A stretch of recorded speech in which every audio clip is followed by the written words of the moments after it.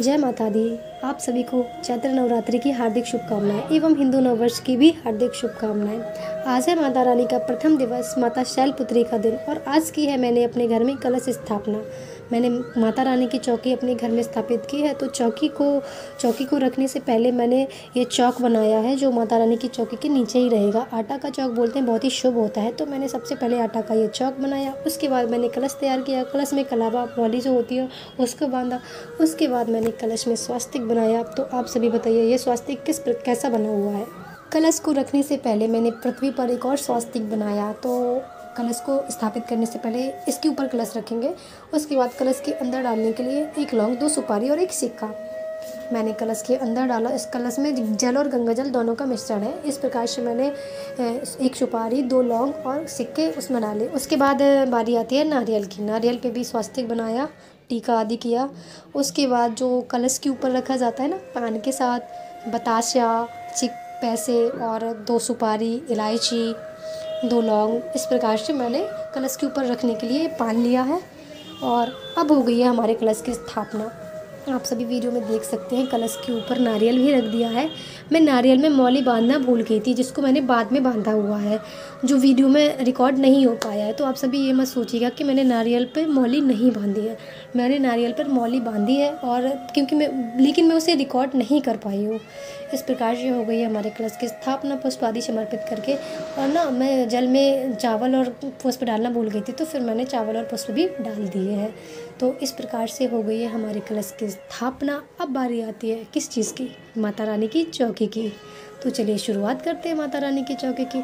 माता रानी को चौकी पर विराजमान करने से पहले उसके नीचे तो मैंने आटा का चौक बनाया हुआ भी है, लेकिन फिर भी मैंने चौकी के ऊपर भी एक स्वास्तिक बना दिया है।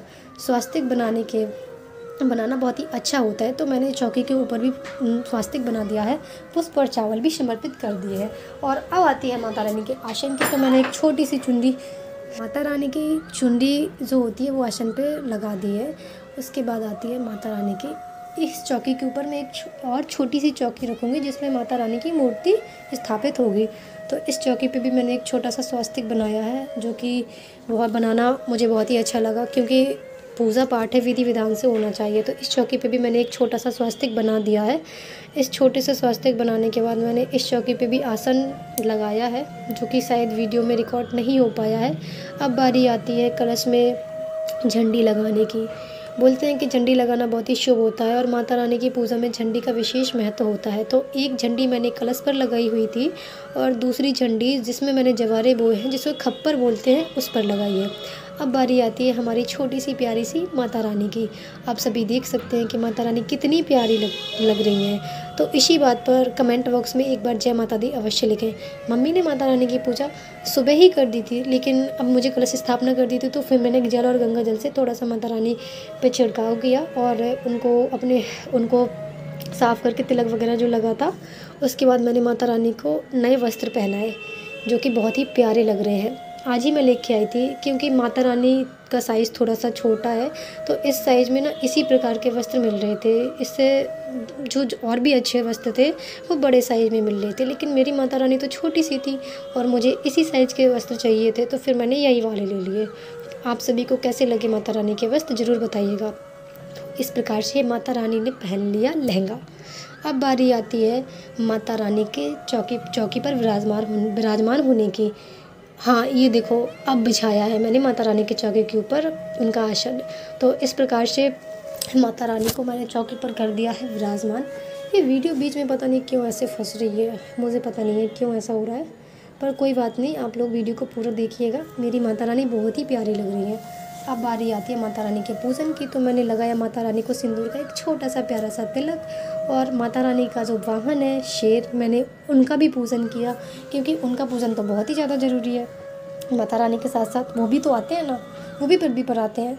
माता रानी का वाहन है, तो उनको पूजना तो बहुत ही फलदायक होता है, उनका भी बहुत विशेष महत्व है। तो इस प्रकार से हुई माता रानी की चौकी पे स्थापना। इसके बाद जो ये चुनरी आप सभी को दिख रही है, चुनरी भी मैंने उड़ाई है। बहुत ही प्यारी चुनरी लग रही थी, वीडियो में शायद ज़्यादा अच्छी नहीं आई है, लेकिन सामने से बहुत ही प्यारी लग रही है चुनरी। अब आती है माता रानी के खप्पर की, क्योंकि इसमें जवारे बोने हैं तो एक स्वास्तिक तो इसमें भी बनता है। तो सबसे पहले मैंने किया खप्पर का पूजन। मैंने सबसे पहले जहाँ जो ज़मीन थी वहाँ पे गंगा जल का छिड़काव किया, उसके बाद खप्पर रखा। उसके बाद बारी आती है खप्पर पर स्वास्तिक बनाने की। तो एक और स्वास्तिक मैंने खप्पर पर बनाया और चंदन से ये स्वास्तिक बनाया है, रोली वगैरह भी लगाई। उसके बाद चावल भी लगाए, पुष्प आदि समर्पित किए, क्योंकि खप्पर की भी उतनी ही पूजा ज़रूरी होती है जितनी की माता रानी की, क्योंकि इसमें 9 दिन जवारे रहेंगे। जो माता रानी की सेवा हमें करनी है, एक माता रानी की सेवा इसी रूप में करनी है, जो हम जवारे बो रहे हैं उनकी सेवा करना, तो ये सब माता रानी को ही समर्पित है।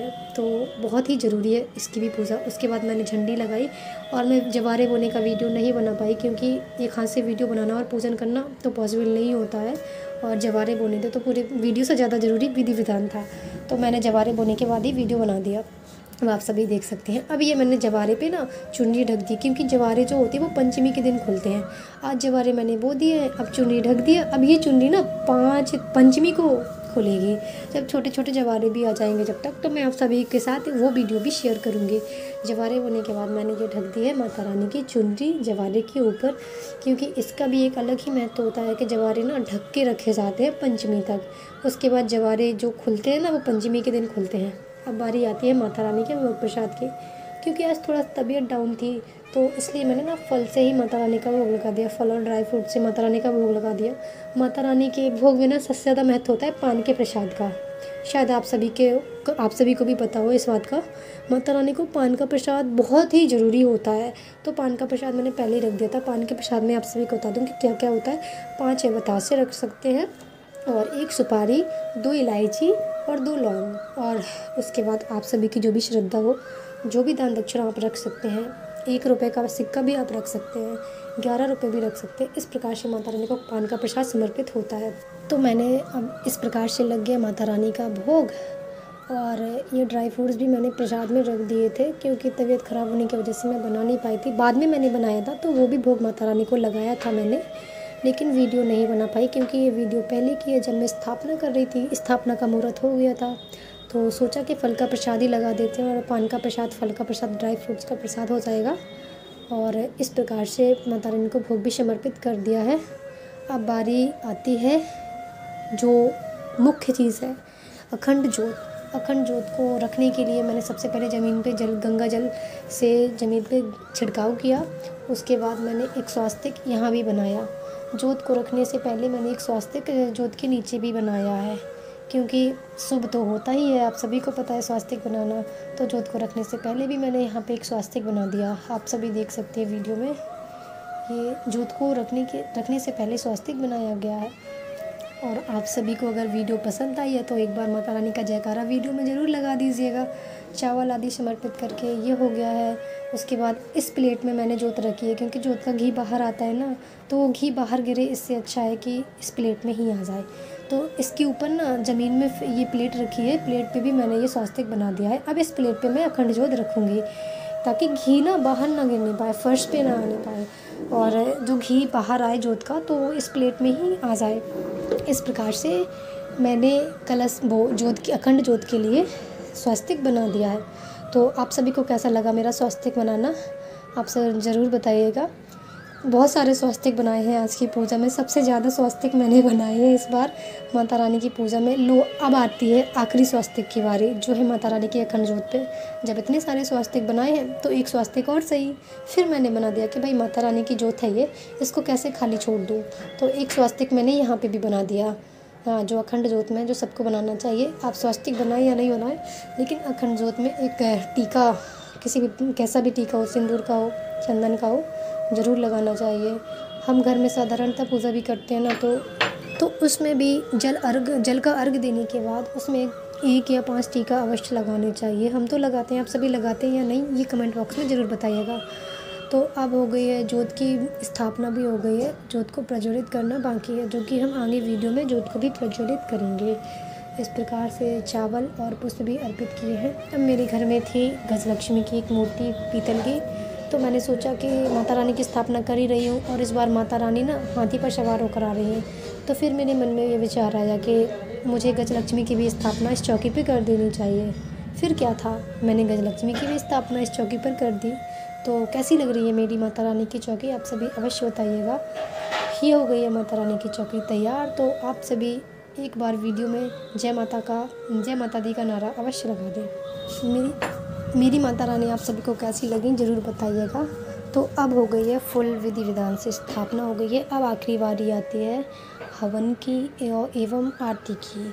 तो इसके बाद सबसे पहले करते हैं हवन हमारा प्रज्वलित हो गया है, आप सभी वीडियो में देख सकते हैं। हवन को अर्घ दे के, चंदन का टीका लगा के, सिंदूर रौली का टीका लगा के, चंदन सिंदूर रौली से टीका लगा के, चावल भी अर्पित करके अब आती है हवन की बारी। जो हमने बारी बारी से हवन किया, लेकिन वीडियो रिकॉर्ड नहीं हो पाया क्योंकि हवन को करना भी अच्छे से ज़रूरी था, वीडियो बनाने से ज़्यादा ज़रूरी था। तो इस प्रकार से हमने हवन किया है, आप सभी देख सकते हैं। शायद माता रानी बहुत ही प्रसन्न है, इसलिए देखिए आप सभी हवन कितने अच्छे से प्रज्वलित हो रहा है। और बारी बारी से हम सभी ने हवन किया, मैं, मेरी मम्मी और मेरी बहन का बेटा भी आया हुआ है। तो हम तीनों लोगों ने बारी बारी से हवन किया। सबसे पहले हमने घी और शक्कर से हवन किया क्योंकि मम्मी बोली कि घी और शक्कर का ज़्यादा महत्व होता है। उसके बाद बारी आती है आरती की।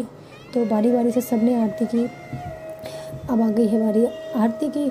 तो आप सभी देख सकते हैं माता रानी की आरती हो रही है। तो सबसे पहले कमेंट में जाके एक बार जय माता दी ज़रूर लिख दें। फिर से आपसे एक रिक्वेस्ट करती हूँ कि कमेंट बॉक्स में एक बार जय माता दी अवश्य लिख दें। और आप सभी को माता रानी की चौकी कैसी लगी है, कैसी लगी मेरी वीडियो, कैसी लगी मेरी माता रानी की कलश स्थापना, एक बार ज़रूर बता दीजिएगा। उम्मीद करते हैं कि आप सभी को ये वीडियो ज़रूर पसंद आया होगा। यदि वीडियो पसंद आई है तो वीडियो को लाइक, शेयर एंड चैनल को सब्सक्राइब अवश्य करें। माता रानी आप सभी की हर मनोकामना पूरी करें। तो चलिए मिलते हैं अगली वीडियो में। जय माता की।